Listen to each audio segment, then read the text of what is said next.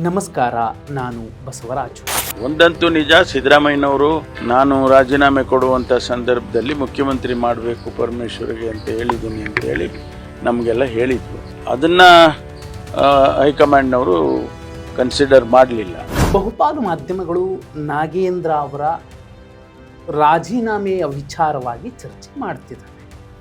ಒಂದು ರಾಜ್ಯಪಾಲರ ನಿರ್ಣಯ ಸರ್ಕಾರಕ್ಕೆ ಮುಜುಗರ ತರಬಹುದು. ಆ ಕಾರಣಕ್ಕೋಸ್ಕರನೇ ಏನು ರಾಜ್ಯಪಾಲರು ವರದಿ ಕಳಿಸಿದ್ದಾರೆ, ಆ ವರದಿ ಗೊತ್ತಾದ ಮೇಲೆ ಮುಖ್ಯಮಂತ್ರಿಗಳ ಅಣತಿಯ ಮೇರೆಗೇನೆ ನಾಗೇಂದ್ರ ಅವರು ರಾಜೀನಾಮೆ ಕೊಡಬಹುದು, ಆ ಜಾಗಕ್ಕೆ ಅನ್ನಪೂರ್ಣ ತುಕಾರಾಮ್ ಅವರು ಬರಬಹುದು ಅನ್ನುವಂತಹ ಚರ್ಚೆಗಳು ನಡೀತಿದೆ. ಒಂದೇ ಕಲ್ಲಲ್ಲಿ ಎರಡು ಹಕ್ಕಿ ಹೊಡಿತಾರೆ ಅನ್ನುವಂತಹ ವಿಮರ್ಶೆಗಳು ಕೂಡ ಕೇಳಿ ಬರ್ತಿರುವಂಥದ್ದು ವಿಶ್ಲೇಷಣೆ. ಆದರೆ ನಾಯಕತ್ವ ಬದಲಾವಣೆಯ ಚರ್ಚೆಯನ್ನು ಹುಟ್ಟು ಹಾಕಿರುವಂಥದ್ದು ಶಾಸಕರಿಗಿಂತಲೂ ಮಿಗಿಲಾಗಿ ಒಂದು ಕಡೆ ಮಾಜಿ ಮುಖ್ಯಮಂತ್ರಿ ಸಿದ್ದರಾಮಯ್ಯ ಅವರು ಅನ್ನೋದು ಸ್ಪಷ್ಟ ಆಗುತ್ತೆ. ಕಾರಣ ಇಷ್ಟೇ, ಡಿ ಕೆ ಶಿವಕುಮಾರ್ ಅವರನ್ನು ಸಿದ್ದರಾಮಯ್ಯ ಅವರನ್ನು ಇಳಿಸಿ ಆ ಜಾಗಕ್ಕೆ ತಂದಂತಹ ಹೈಕಮಾಂಡ್ ಸಿದ್ದರಾಮಯ್ಯ ಅವ್ರಿಗಿಂತಲೂ ಸಮರ್ಥರು ಅಂತ ತಂತೋ ಅಥವಾ ಸಿದ್ದರಾಮಯ್ಯ ಅವ್ರಿಗಿಂತಲೂ ತುಂಬ ದಕ್ಷ ಆಡಳಿತ ನಡೆಸಿಕೊಡ್ತಾರೆ ಅಥವಾ ದೆಹಲಿಗೆ ಬೇಕಾದ್ದನ್ನು ತಲುಪಿಸಬಲ್ಲರು ಅನ್ನುವಂತಹ ದೊಡ್ಡ ನಿರೀಕ್ಷೆಯಲ್ಲಿ ಬದಲಾವಣೆ ಮಾಡ್ತೋ ಗೊತ್ತಿಲ್ಲ. ಆದರೆ ಈ ನಾಯಕತ್ವ ಬದಲಾವಣೆಯ ಸಂದರ್ಭದಲ್ಲಿ ಸಿದ್ದರಾಮಯ್ಯ ಅವರ ಜಾಗಕ್ಕೆ ಬಂದು ಕೂರಬೇಕಾಗಿದ್ದದ್ದು ಯಾರು? ಖುದ್ದು ಅದೇ ವ್ಯಕ್ತಿ ಈಗ ಆ ಸ್ಪಷ್ಟ ಸಂದೇಶವನ್ನು ಕೊಟ್ಟಿದ್ದಾರೆ. ಡಾಕ್ಟರ್ ಜಿ ಪರಮೇಶ್ವರ್ ಅವರೇ ಹೇಳಿರುವಂಥದ್ದು, ಮತ್ತಿನ್ಯಾರೂ ಅಲ್ಲ. ಒಂದಂತೂ ಸತ್ಯ, ಸಿದ್ದರಾಮಯ್ಯ ಅವರು ಸಿ ಎಂ ಸ್ಥಾನಕ್ಕೆ ರಾಜೀನಾಮೆ ಕೊಟ್ಟ ಮೇಲೆ ಡಾಕ್ಟರ್ ಜಿ ಪರಮೇಶ್ವರ್ ಅವರನ್ನು ಸಿ ಎಂ ಮಾಡಿ ಅಂತ ಹೈಕಮಾಂಡ್ಗೆ ಹೇಳಿದ್ರು. ಆದರೆ ಹೈಕಮಾಂಡ್ ಮಟ್ಟದಲ್ಲಿ ಏನೇನಾಯ್ತೋ ನಂಗೆ ಗೊತ್ತಿಲ್ಲ, ಈಗ ನಾನು ಡಿ ಸಿ ಎಂ ಆಗಿದ್ದೀನಿ, ಇಷ್ಟೂ ಮಾತುಗಳನ್ನು ಆಡಿರುವಂಥದ್ದು ಡಾಕ್ಟರ್ ಜಿ ಪರಮೇಶ್ವರ್. ಇಲ್ಲಿ ನೋಡಿ, ಸಿ ಎಂ ಸ್ಥಾನಕ್ಕೆ ರಾಜೀನಾಮೆ ಕೊಟ್ಟ ನಂತರದಲ್ಲಿ ಮಹಾಮೌನಕ್ಕೆ ಶರಣಾಗಿದ್ದಂತಹ ಸಿದ್ದರಾಮಯ್ಯ ಅವರು ನಿಧಾನವಾಗಿ ಮಾತಾಡ್ತಿದ್ದಾರೆ. ಒಂದೊಂದು ಮಾತು ಕೂಡ ಬಾಂಬ್ನಂತೆ ಸಿಡಿತಾ ಇದೆ. ಜಾತಿಗಣತಿ ವರದಿಯ ಅನುಷ್ಠಾನಕ್ಕೆ ಹಿಂದುಳಿದ ವರ್ಗಗಳನ್ನು ಪ್ರೇರೇಪಿಸುವ ಮಾತನ್ನು ಹೇಳುವ ಮೂಲಕ ಯಾಕೆ ಸುಮ್ಮನೆ ಕೂತಿದ್ದೀರಿ, ನಾನು ಆ ವರದಿಯನ್ನು ಸ್ವೀಕಾರ ಮಾಡಿದ್ದೀನಿ, ಮುಖ್ಯಮಂತ್ರಿಯಾಗಿ ಮಾರನೇ ದಿನ ರಾಜೀನಾಮೆ ಕೊಟ್ಟಿದ್ದೀನಿ, ನೀವು ಅದನ್ನು ಅನುಷ್ಠಾನಕ್ಕೆ ತರಿಸ್ಕೋಬೇಕು, ಹೋರಾಡಬೇಕು ನೀವು ಅಂತ. ಇದಾದ ಮೇಲೆ ಒಳ ಮೀಸಲಾತಿಯ ವಿಚಾರಣಾ ಸಂಕಿರಣದಲ್ಲಿ ದಲಿತ ಮುಖ್ಯಮಂತ್ರಿಯ ಚರ್ಚೆ ಬರುತ್ತೆ. 24% ರಾಜ್ಯದಲ್ಲಿ ದಲಿತರಿದ್ರೂ ಕೂಡ ಮುಖ್ಯಮಂತ್ರಿ ಆಗಿಲ್ಲ ಅಂತ. ಆ ಮಾತು ಬಂದಾಗ ವೀಕ್ಷಕರ ಕಡೆಯಿಂದ ಅಲ್ಲಿ ಯಾರು ಬಂದಿದ್ರು ಜನ, ಅವ್ರ ಕಡೆಯಿಂದ ಬಂದಾಗ ಸಿದ್ದರಾಮಯ್ಯ ಅವರು ತುಂಬ ಸ್ಪಷ್ಟವಾಗಿ ಹೇಳ್ತಾರೆ, ನನ್ನೊಬ್ಬನಿಂದ ಆಗಲ್ಲ, ನೀವೆಲ್ಲ ಹೋರಾಡಬೇಕು. ನಿಮಗೆ ಗೊತ್ತಾ, ಡಾಕ್ಟರ್ ಜಿ ಪರಮೇಶ್ವರ್ ಅವರು ಒಬ್ಬರೇ ಡಿ ಸಿ ಎಂ ಆಗಿರಬೇಕು ಅಂತ ಹಠಕ್ಕೆ ಬಿದ್ದು ಅವರನ್ನು ಮಾತ್ರ 4 ಜನರ ಬದಲಿಗೆ ಆ ಜಾಗದಲ್ಲಿ ಕೂರಿಸಿ ಆ ಉಪಮುಖ್ಯಮಂತ್ರಿ ಅನ್ನುವಂತಹ ಹುದ್ದೆಗೆ ಬೆಲೆ ಇರುವಂತೆ ನೋಡಿಕೊಂಡಿದ್ದು ನಾನು ಅನ್ನುವಂತಹ ಸಂದೇಶವನ್ನು ಕೊಟ್ಟಾದ ಮೇಲೆ ಅದೇ ವಿಚಾರವಾಗಿ ಡಾಕ್ಟರ್ ಜಿ ಪರಮೇಶ್ವರ್ ಅವರು ಈಗ ಮಾತಾಡ್ತಿರುವಂಥದ್ದು, ಹೌದು ಸಿದ್ದರಾಮಯ್ಯ ಅವರು ಸಿ ಎಂ ಸ್ಥಾನಕ್ಕೆ ರಾಜೀನಾಮೆ ಕೊಟ್ಟ ಮೇಲೆ ಆ ಜಾಗದಲ್ಲಿ ನನ್ನನ್ನು ಕೂರಿಸಿ ಮುಖ್ಯಮಂತ್ರಿ ಮಾಡಬೇಕು ಅಂತ ಬಯಸಿದ್ರು. ಆದರೆ ಹೈಕಮಾಂಡ್ ಕಡೆಯಿಂದ ಏನಾಯಿತೋ ಗೊತ್ತಿಲ್ಲ, ಆದರೆ ನನ್ನ ಆಯ್ಕೆ ಆಗಲಿಲ್ಲ, ಬದಲಾಗಿ ನಾನು ಕೇವಲ ಡಿ ಸಿ ಎಂ ಆಗಿದ್ದೀನಿ. ಇವು ಇಡೀ ಪೂರ್ತಿ ವಿಚಾರವನ್ನು, ಈ ಅನುಕ್ರಮವನ್ನು ನೋಡಿದ್ರೆ ಯಾರೋ ಶಾಸಕರು ಸಿದ್ದರಾಮಯ್ಯ ಅವರು ಸಿ ಎಂ ಆಗಿದ್ದಾಗ ಅಧಿಕಾರ ಹಂಚಿಕೆ ಒಪ್ಪಂದ ಆಗಿದೆ, ನಾಯಕತ್ವ ಬದಲಾವಣೆ ಆಗುತ್ತೆ ಅನ್ನುವಂತಹ ಚರ್ಚೆಯನ್ನು ಕೆಲವರು ಹುಟ್ಟು ಹಾಕಿದ್ರು. ಆದರೆ ಈಗ ಖುದ್ದು ಮಾಜಿ ಸಿ ಎಂ ದಲಿತ ಮುಖ್ಯಮಂತ್ರಿಯ ಚರ್ಚೆಯನ್ನು ಹುಟ್ಟು ಹಾಕಿದ್ದಾರೆ. ಯಾಕಾಗಬಾರ್ದು? ಡಿ ಕೆ ಶಿವಕುಮಾರ್ ಅವರು ಮುಖ್ಯಮಂತ್ರಿ ಆದರು, 6 ತಿಂಗಳಿರ್ತಾರೋ 8 ತಿಂಗಳಿರ್ತಾರೋ. ಆದರೆ ನಾಯಕತ್ವ ಬದಲಾವಣೆ 2028 ವಿಧಾನಸಭಾ ಚುನಾವಣೆಗೂ ಮುಂಚೆನೇ ಆಗಬಹುದು. ಕಾಂಗ್ರೆಸ್ನ ಶಿಸ್ತಿನ ಸಿಪಾಯಿ ಅದಾನಿ ಜೊತೆಲಿ ಕೈ ಮಿಲಾಯಿಸ್ತಾರೆ, ಅಮಿತ್ ಶಾ ಅವರು ಹೇಳಿದಂತೆ ಕೇಳ್ತಾರೆ, ಅಥವಾ BJPಯೊಂದಿಗೆ ವಿಪಕ್ಷಗಳು ಮಾತಾಡದಂತೆ ನೋಡಿಕೊಳ್ಳೋದಕ್ಕೆ ಬೇಕಾದ್ದನ್ನು ಮಾಡಿಕೊಡ್ತಾರೆ, ಮತ್ತೆ ಕಾಂಗ್ರೆಸ್ಸಿನ ಶಿಸ್ತಿನ ಸಿಪಾಯಿಯ ರೀತಿಯಲ್ಲಿ ವರ್ತಿಸ್ತಾರೆ, ನಮಸ್ತೆ ಸದಾವತ್ಸಲೆ ಅಂತಾರೆ. ಆದರೆ ಒಬ್ಬ ರಾಜಣ್ಣಂಗಾದಂತಹ ಅನ್ಯಾಯ ಡಿ ಕೆ ಶಿವಕುಮಾರ್ ಅವ್ರಿಗೆ ಆಗುತ್ತೆ. ಆ ಎಲ್ಲ ಸಮಾಜಗಳು ತುಂಬ ಸೂಕ್ಷ್ಮವಾಗಿ ನೋಡ್ತಿರ್ತವೆ.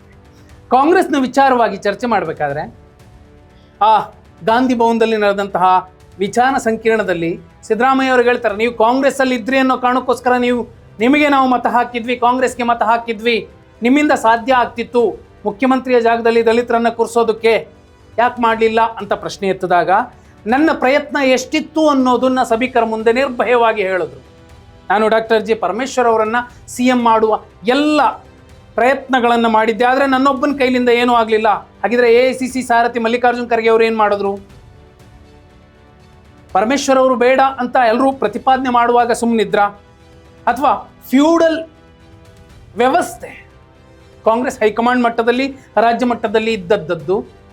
ಡಾಕ್ಟರ್ ಜಿ ಪರಮೇಶ್ವರ್ ಅಂತಹ ನಾಯಕ ಅವ್ರ ಜಾಗದಲ್ಲಿ ಯಾರೇ ಬರಲಿ, ಮುನಿಯಪ್ಪರೇ ಬರಲಿ, ಯಾರೇ ಬರಲಿ, ಅವರನ್ನು ಅಂತಹ ಅತ್ಯುನ್ನತ ಸ್ಥಾನದಲ್ಲಿ ಕೂರಿಸಿ ಅವರ ಮುಂದೆ ನಾವು ಹೇಗೆ ಮಾತಾಡುವಂಥದ್ದು, ವರ್ತಿಸುವಂಥದ್ದು ಅನ್ನುವ ಸಣ್ಣತನಕ್ಕೆ ಬಿದ್ದು CM ಸ್ಥಾನಕ್ಕೆ ಡಾಕ್ಟರ್ ಜಿ ಪರಮೇಶ್ವರ್ ಅವರು ಬಂದು ಕೂರದಂತೆ ನೋಡ್ಕೊಳ್ತಾ ಅನ್ನುವಂತಹ ಅನುಮಾನಗಳು ಈಗ ವ್ಯಕ್ತವಾಗ್ತಿದೆ. ಆದರೆ ಡಾಕ್ಟರ್ ಜಿ ಪರಮೇಶ್ವರ್ ಅವರ ಹೇಳಿಕೆ ಮತ್ತು ಸಿದ್ದರಾಮಯ್ಯ ಅವರ ಹೇಳಿಕೆ, ಇಬ್ಬರ ಹೇಳಿಕೆಯೂ ಕೂಡ ನಾಯಕತ್ವ ಬದಲಾವಣೆ ಆಗಬಹುದು, ಅಲ್ಲಿಗೆ ದಲಿತರು ಬಂದು ಕೂರ್ತಾರೆ ಅನ್ನೋದು ಸುಸ್ಪಷ್ಟವಾಗಿ ಗೋಚರ ಆಗ್ತಿದೆ. ಆದರೆ ಇಲ್ಲಿ ನಾಗೇಂದ್ರ ಅವರು ಒಂದಲ್ಲ ಒಂದು 3 ತಿಂಗಳು ಆಗಲಿಲ್ಲ DK ಶಿವಕುಮಾರ್ ಅವರು CM ಆಗಿ. ಪ್ರತಿ ಹಂತದಲ್ಲಿ ಎಡವಿದ್ದಾರೆ, ಹೆಜ್ಜೆ ಹೆಜ್ಜೆಗೂ ಹೆಜ್ಜೆ ತಪ್ಪಿದ್ದಾರೆ, ಹಾದಿ ತಪ್ಪಿದ್ದಾರೆ. ಶಿಸ್ತಿನಿಂದ ವರ್ತಿಸಬೇಕಾಗಿದ್ದ ಶಾಸಕರು ಇವತ್ತು ಯಾವ ರೀತಿ ವರ್ತಿಸ್ತಿದ್ದಾರೆ? ಅಂತಹ ಶಿಸ್ತಿನಿಂದ ವರ್ತಿಸುವಂತಹ ಶಾಸಕರನ್ನ ಮತ್ತೆ ಅದೇ ಹಳೆ ಹಾದಿಗೆ ಎಳ್ಕೊಬರೋದಕ್ಕೆ, ತಮ್ಮ ಹಿಡಿತಕ್ಕೆ ತಗೊಳ್ಳೋದಕ್ಕೆ ಜಿಲ್ಲಾವಾರು ಶಾಸಕರ ಸಭೆಗಳನ್ನು ನಡೆದಾಗ ನನಗೊಬ್ಬೊಬ್ರಿಗೆ 100 ಕೋಟಿ ಬೇಕು ಅನುದಾನ ಅಂತ ಕೇಳಿದಾಗಲೂ ಕೂಡ DK ಶಿವಕುಮಾರ್ ಅವ್ರ ಹತ್ರ ಉತ್ತರ ಇಲ್ಲ. ಯಾಕಂದರೆ ಈ ಗ್ಯಾರಂಟಿಗಳಿಗೆ ಎಷ್ಟು ಬೇಕೋ ಅಷ್ಟನ್ನು ಪೂರೈಸಿ ಶಾಸಕರಿಗೆ ಅನುದಾನದ ರೂಪದಲ್ಲಿ 100 ಕೋಟಿ ಒಬ್ಬೊಬ್ಬ ಶಾಸಕರಿಗೆ, 137 ಶಾಸಕರಿಗೆ, ಕಾಂಗ್ರೆಸ್ ಶಾಸಕರಿಗೆ ಕೊಡಬೇಕಾದ್ರೆ ರಾಜ್ಯದ ಬೊಕ್ಕಸದಲ್ಲಿ ಎಷ್ಟಿರಬೇಕು ಹಣ? ಇವೆಲ್ಲ ಒಂದು ಕಡೆ ಆದರೆ ಸಚಿವ ಸಂಪುಟದ ವಿಸ್ತರಣೆ, ಪುನರ್ರಚನೆಯ ಹೆಸರಿನಲ್ಲಿ ಮಾಡಿಕೊಂಡಿರುವಂತಹ ಈ ರಬ್, ಇದರಿಂದ ಆಗಿರುವಂತಹ ಒಂದು ಬಂಡಾಯ, ಇದರಿಂದ ಆಗಿರುವಂತಹ ವ್ಯತ್ಯಾಸಗಳು, ಇವೆಲ್ಲವೂ ಕೂಡ ಸಮರ್ಥ ನಾಯಕತ್ವದ ಅಡಿಯಲ್ಲಿ ಸರ್ಕಾರ ಇಲ್ಲ ಅನ್ನೋದು ಪಕ್ಕಾ ಆಗತ್ತೆ. ಆದರೆ ದಲಿತ ಮುಖ್ಯಮಂತ್ರಿಯ ಚರ್ಚೆಯನ್ನು ಖುದ್ದು ಮಾಜಿ CM ಸಿದ್ದರಾಮಯ್ಯ ಅವರು, ಈಗ ಡಾಕ್ಟರ್ ಜಿ ಪರಮೇಶ್ವರ್ ಅಂತಹ ದೊಡ್ಡ ದೊಡ್ಡ ನಾಯಕರು ಚರ್ಚಿಸುವ ಸಂದರ್ಭದಲ್ಲಿ ನೋ ಡೌಟ್ DK ಶಿವಕುಮಾರ್ ಅವರಿಗಿಂತಲೂ ಮತ್ತೊಬ್ಬರಿಗೆ ಒಂದು ಅವಕಾಶ ಮಾಡಿಕೊಟ್ರೆ 2028ರ ವಿಧಾನಸಭಾ ಚುನಾವಣೆಯಲ್ಲಿ ಕಾಂಗ್ರೆಸ್ಗೆ ಸ್ವಲ್ಪ ಮಟ್ಟಿಗೆ ಮುಜುಗರ ಆಗೋದು ತಪ್ಪಬಹುದು. ಯಾಕಂದರೆ ಇತ್ತೀಚೆಗೆ ಆಂತರಿಕ ವರದಿಯೊಂದು ಚರ್ಚೆ ಆಗಿರುವಂಥದ್ದು, ಸುಮಾರು 70ರಿಂದ 75 ಶಾಸಕರು, ಕಾಂಗ್ರೆಸ್ ಶಾಸಕರು DK ಶಿವಕುಮಾರ್ ಅವರ ನೇತೃತ್ವದಲ್ಲಿ ಚುನಾವಣೆ ಎದುರಿಸಿದ್ರೆ ಸೋಲ್ತಾರೆ ಅನ್ನುವಂಥದ್ದು ಸಿಕ್ಕಿರುವ ರಿಸಲ್ಟ್, ಒಪಿನಿಯನ್ ಪೋಲ್. ಇಂತಹ ಸಂದರ್ಭದಲ್ಲಿ ನಾಯಕತ್ವ ಬದಲಾವಣೆ ಆಗದ ಹೊರತು, ಆ ಜಾಗಕ್ಕೆ ಸಿದ್ದರಾಮಯ್ಯ ಅವರು ಹೇಳಿದಂತಹ ನಾಯಕನನ್ನು ತಂದು ಕೂರಿಸದ ಹೊರತು, ಅಹಿಂದ ವರ್ಗಗಳ ದೊಡ್ಡ ಮತ ಕಾಂಗ್ರೆಸ್ ಕೈ ತಪ್ಪಿ ಹೋದರೆ ಹೇಳೋಕ್ಕಾಗಲ್ಲ. 2028ರ ವಿಧಾನಸಭಾ ಚುನಾವಣೆಯಲ್ಲಿ ಕಾಂಗ್ರೆಸ್ಗೆ ಬಹುದೊಡ್ಡ ಮುಖಭಂಗ ಆಗಬಹುದು. ಅದು ಎಷ್ಟರ ಮಟ್ಟಿಗಿನ ಮುಖಭಂಗ ಅಂದರೆ, ದೇವರಾಜ ಅರಸು ಅವರನ್ನು ಉಚ್ಚಾಟನೆ ಮಾಡಿದಾಗ, ಸಾರೇಕೊಪ್ಪ ಬಂಗಾರಪ್ಪ ಅವರನ್ನು ಉಚ್ಚಾಟನೆ ಮಾಡಿದಾಗ ಕಾಂಗ್ರೆಸ್ 50ಕ್ಕಿಂತ ಕೆಳಗಿಳಿದಿತ್ತಲ್ಲ, ಅಂತಹ ಕೆಟ್ಟ ನಂಬರನ್ನು ಕಾಂಗ್ರೆಸ್ ನೋಡಬೇಕಾಗತ್ತೆ ಅನ್ನುವಂತಹ ಆತಂಕದ ಮಧ್ಯೆನೇ ಕಾಂಗ್ರೆಸ್ ಹೈಕಮಾಂಡ್ ಕೂಡ ಈಗ ಯೋಚಿಸ್ತಿದೆ. ಅಷ್ಟೇ ಅಲ್ಲ, ಸಿದ್ದರಾಮಯ್ಯ ಅವ್ರ ಬಾಯಿಂದಲೇ ದಲಿತ CM ಅನ್ನು ಹೈಕಮಾಂಡ್ ಒಪ್ಕೊಂಡಿಲ್ಲ ಅನ್ನುವಂತಹ ಈ ಸಂದೇಶ ಏನಿದೆ, ಇದು ಬೇರೆ ಬೇರೆ ನರೇಟಿವನ್ನು ಸೆಟ್ ಮಾಡಿದ್ರೆ ಕಾಂಗ್ರೆಸ್ ರಾಜ್ಯದಲ್ಲಿ 2028ರ ವಿಧಾನಸಭಾ ಚುನಾವಣೆಯಲ್ಲಿ ಸರಳ ಬಹುಮತ ಅಲ್ಲ, ಅದರ ಸನಿಹಕ್ಕೂ ಬರೋದಕ್ಕೆ ಸಾಧ್ಯ ಆಗೋದಿಲ್ಲ. ನೀವೇನಂತೀರಿ? ಕಮೆಂಟ್ ಮಾಡಿ.